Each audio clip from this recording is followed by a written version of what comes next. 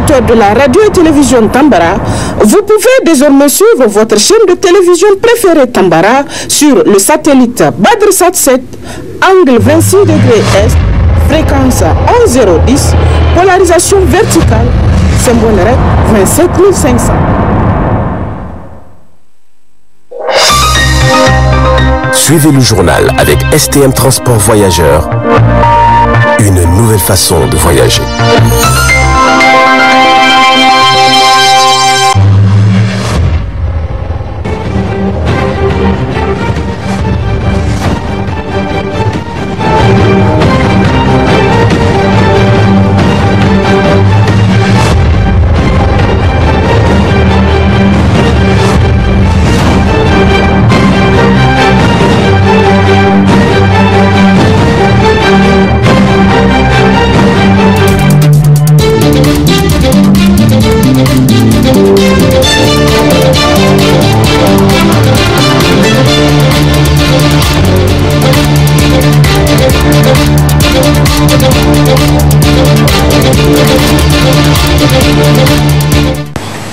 Messieurs, dames, bonsoir et bienvenue sur cette session d'information ce samedi 25 février 2023 sur le miroir de la femme. Cela dit, nous ouvrons ce journal avec la signature d'un protocole d'accord hier vendredi 24 février 2023 à Niamey entre la République d'Algérie et du Niger visant à renforcer les différentes missions que fera face le Conseil économique, social et culturel CESOC. Le détail avec Noël Dédé Saratou. Un protocole d'accord a été signé ce vendredi 24 février 2023 à Niamey entre l'Algérie et le Niger.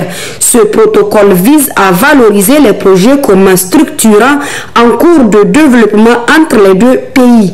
Le professeur Sidi Mohamed Bouchenaka, président du Conseil économique, social, environnemental et culturel d'Algérie, a fait part de son engagement à accompagner son homologue du Niger dans ses actions pour le bien-être des populations nigériennes. Je dois reconnaître que le discours de M. le Président de la République a été un grand discours pour accompagner le gouvernement de leur pays. Et ainsi que bien sûr conseiller le gouvernement bien sûr et bien sûr assister les assemblées de leur pays. Alors M. le Président de la République ce matin a été très instructif dans son discours où il a donné toutes les orientations et le programme d'accord de travail pour le Conseil économique qui je crois est semblable à notre programme aussi M. le Président. Il est semblable à notre parce qu'il a pris en considération et comme instruction toutes les instructions, tout ce qui est actuellement engagé et tous les défis auxquels nous devons faire face. Alors pour cela, je pense que le Conseil économique, dans le cadre de cette signature de ce protocole d'accord, nous avons les mêmes objectifs. Nous avons convenu pour d'abord redynamiser cette coopération de dialogue d'abord entre nous, entre nos deux institutions, et en même temps de travailler ensemble, parce que vu les relations solides et ancestrales de nos deux pays, nous avons beaucoup de choses à faire ensemble et à échanger ensemble. Nous avons discuté ensemble d'une feuille de route qui prendra en charge les grands défis de ce jour. Les différents présidents et représentants des conseils économiques, sociaux et culturels présents à cette cérémonie ont également exprimé leur sentiment de joie et ont pris aussi l'engagement d'apporter leur contribution au développement du Niger. Les conseils économiques et sociaux ont travaillé en amont pour acter sur une coopération nouvelle pour redynamiser la coopération entre nos deux instances afin de faire profiter chacune de nos institutions de l'expérience de l'autre et de pouvoir porter des projets en commun. Vous n'êtes pas sans savoir aujourd'hui que la République sœur d'Algérie et notre pays sont engagés en tout cas dans une dynamique de développement et de l'intégration à travers plusieurs projets. Donc c'est pour nous un grand plaisir si aujourd'hui le CNES et le CESOC se mettent ensemble aussi pour emboîter le pas à nos plus hautes autorités. C'est un grand plaisir, Monsieur le Président. Votre présence nous a marqué Et vous êtes chez vous, rassurez-vous, et au nom du Conseil économique et social et culturel du Niger, je vous dis merci et je prends l'engagement ici que effectivement le CESOP jouera sa partition pour que notre coopération aille de l'avant. Pour rappel, le président du Conseil économique, social et culturel, M.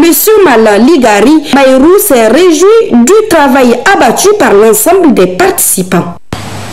Lancement du Forum régional africain pour le développement durable ce matin dans la salle de réunion du Palais de Congrès de Niamey, initié par l'UNICEF en partenariat avec Wata Mission.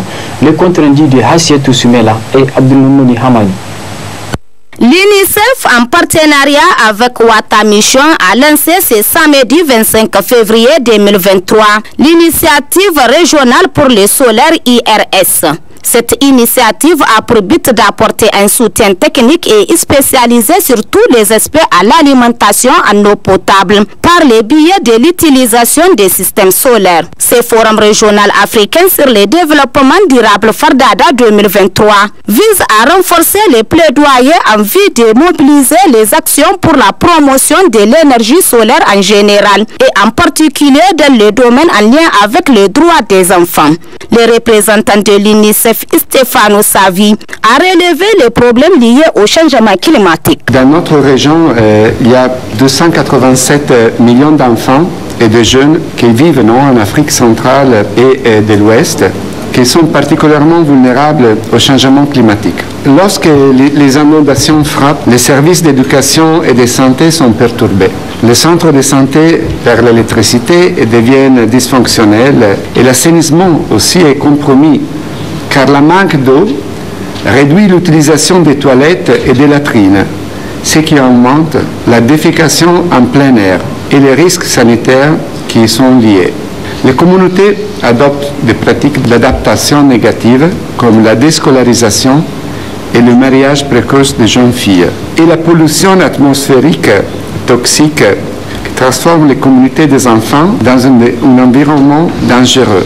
L'UNICEF répond de manière durable en renforçant les principaux services sociaux dont dépendent les enfants, en les plaçant au cœur des politiques de lutte contre le changement climatique et en aidant les jeunes à devenir des champions du climat et de l'environnement. Le conseiller régional en eau, hygiène et assainissement du bureau régional à Dakar, M.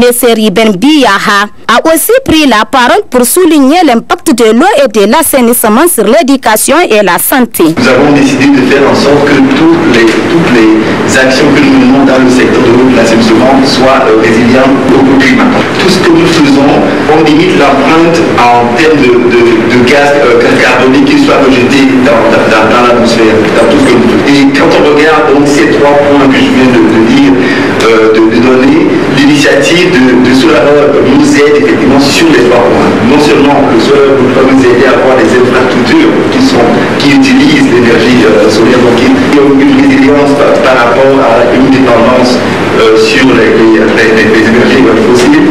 On a le Solar travail aussi pour s'assurer que les systèmes qui sont mis en place au niveau des pays même sont en harmonie avec cette vision.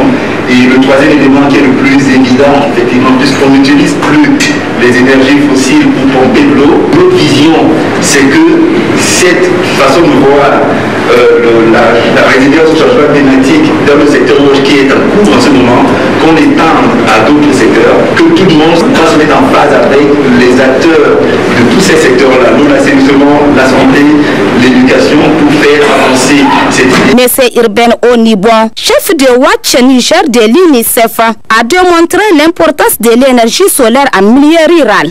Avec l'énergie solaire, nous avons de 2019 à 2022 réussi à fournir de l'eau potable à environ 400 000 personnes de 300 villages à travers la construction d'adduction d'eau potable multi-village solaire.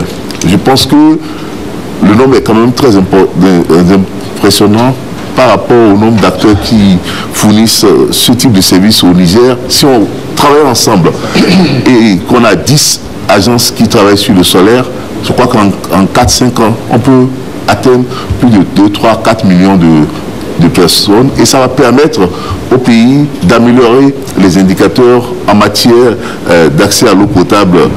Je vais parler des indicateurs d'ODD, mais aussi d'améliorer le cadre de vie des populations.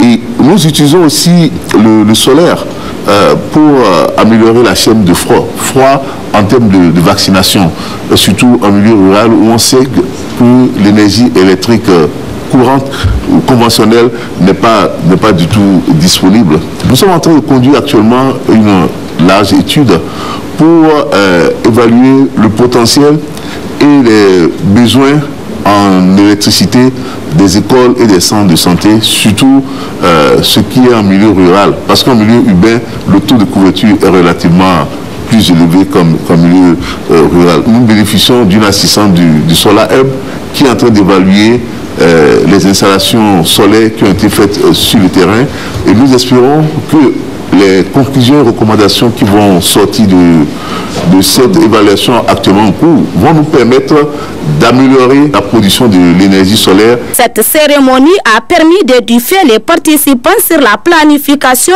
et la conception en matière d'énergie solaire, de l'eau et de l'assainissement. Les participants ont également eu droit à une séance de questions-réponses qui a clôturé la cérémonie.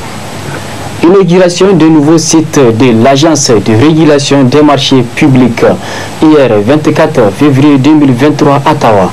Une cérémonie qui a été parrainée par le gouverneur de la dite région. Le point avec notre correspondante.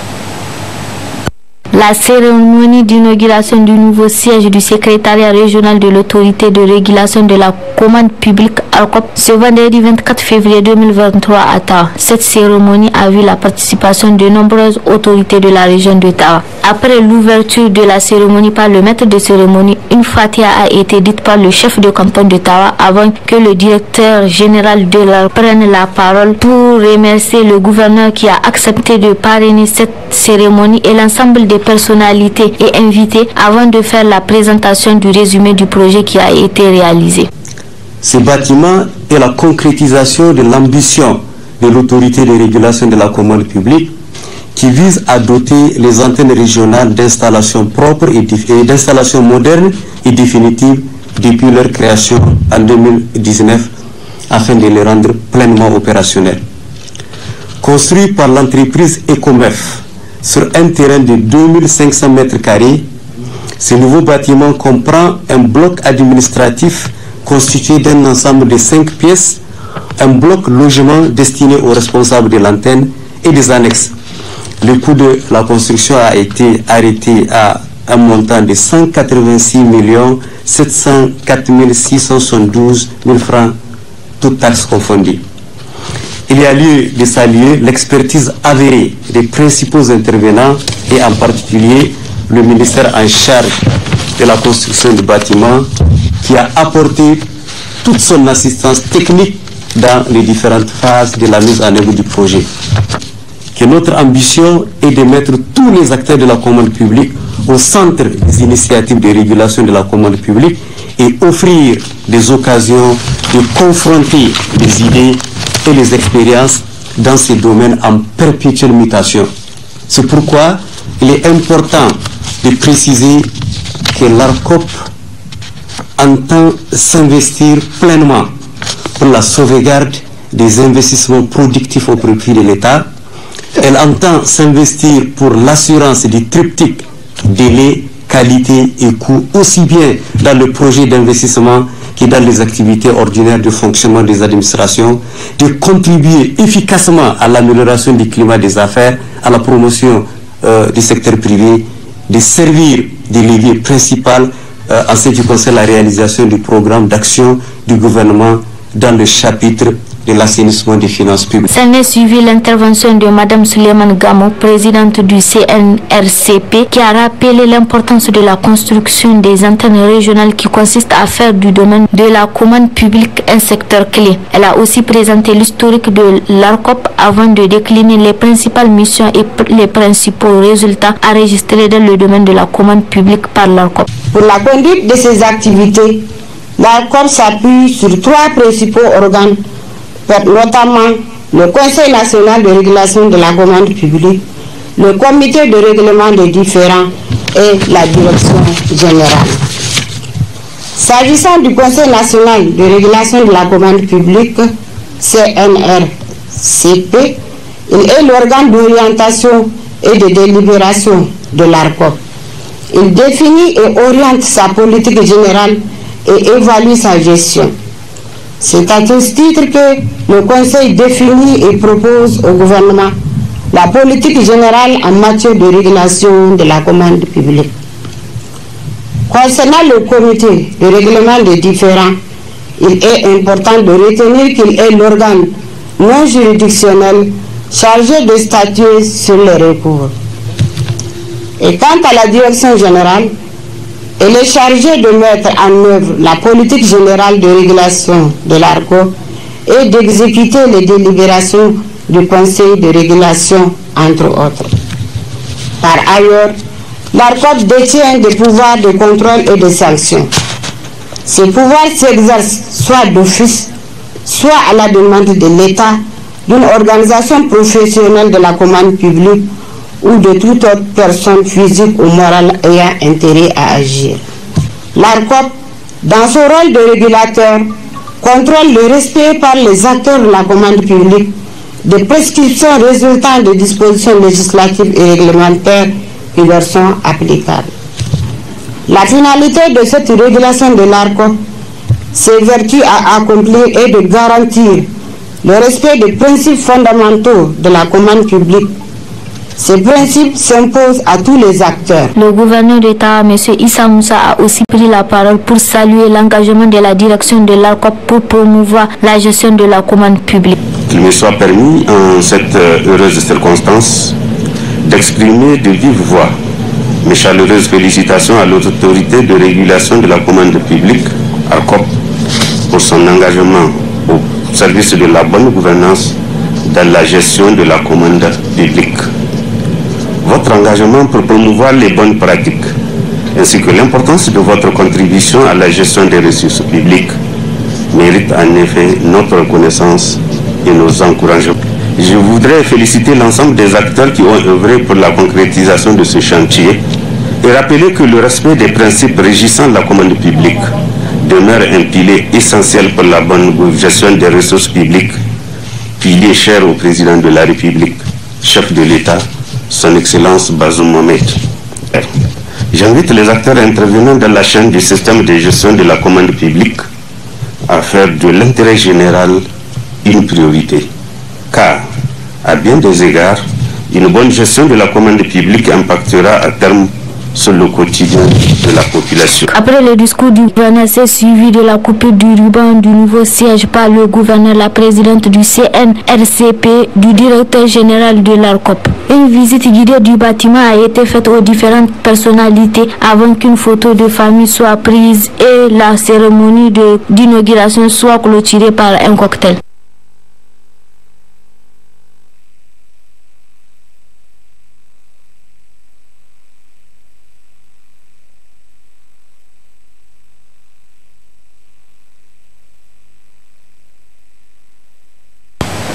Cérémonie officielle de la remise de 3 salles de classe réhabilitées par l'amicale des anciens élèves de CG Modeli Mamadou, ex-CG4, ce samedi 25 février 2023 dans l'enceinte de l'établissement.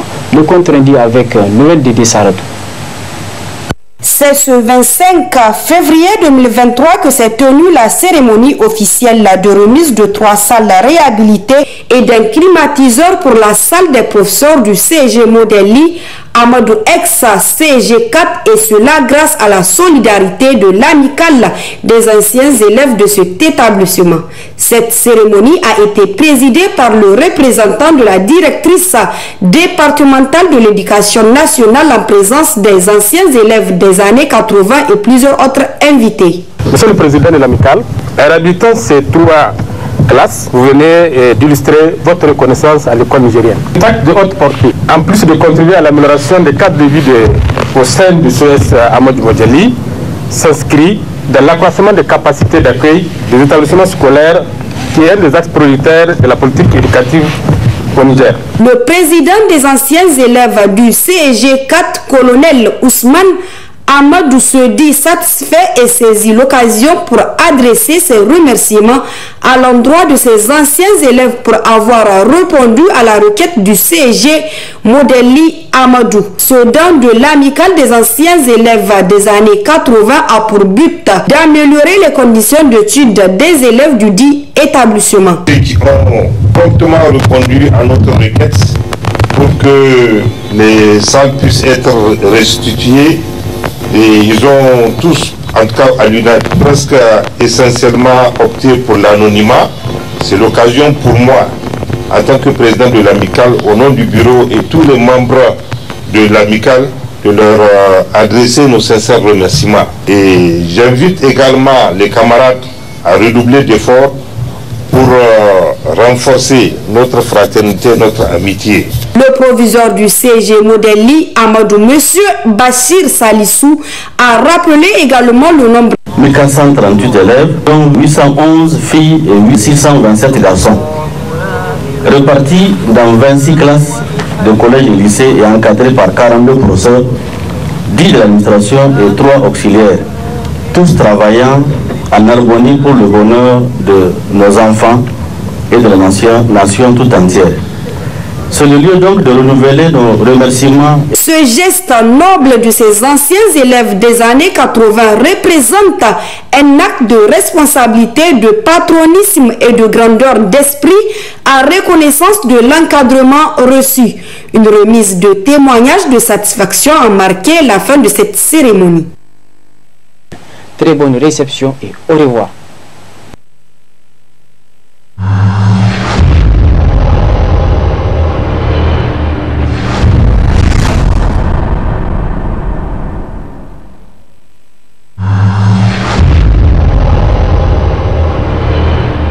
Chers auditeurs et téléspectateurs de la radio et télévision Tambara, vous pouvez désormais suivre votre chaîne de télévision préférée Tambara sur le satellite Badrsat 7, angle 26 degrés Est, fréquence 11010, polarisation verticale, symbole 27500.